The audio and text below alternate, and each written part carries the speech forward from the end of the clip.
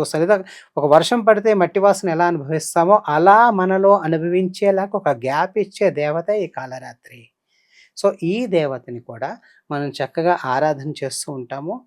ఈ దేవత మనలో విజయాన్నిస్తుంది. ఎందుకంటే మనం ఏదన్నా సంపాదించిన తర్వాత మనం అనుభవించినప్పుడే. ఇప్పుడు ఎంత ధర్మరాజు చెప్తాడు, యుద్ధం మొదట కూడా చెప్తాడు. ఇదంతా యుద్ధం చేసి ఏం సాధిస్తాను? అంటే ఎవరితోనో పంచుకుంటానికి ఎవరు లేరక్కడ.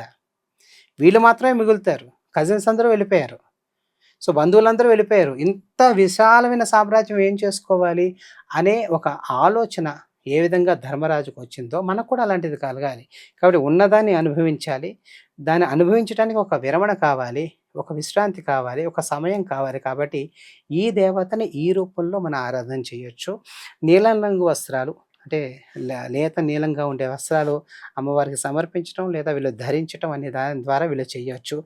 అదేవిధంగా ఈవిడకి కూడా పాలతో మనం ఏ విధంగా పాయసం చేస్తామో అలాంటి పాయసాన్నే ఈవిడకి కూడా నివేదన చేసి, ఎందుకంటే ఈవిడ కాళరాత్రి అయినా ఈవిడే శుక్లం కింద మారుతుంది. శుక్ల సరస్వతి కూడా ఈవిడే. ఏదైతే నలుపు ఉందో నలుపు నుంచి తెలుపులోకి మారుతాం. కాసేపు చీకట్లో ఉంటే మన కళ్ళు పరిసరాలకి అలవాటు పడతాయి. ఏదెక్కడుందో కొంచెం కనపడుతుంది. కళ్ళు అలవాటు పడిన తర్వాత.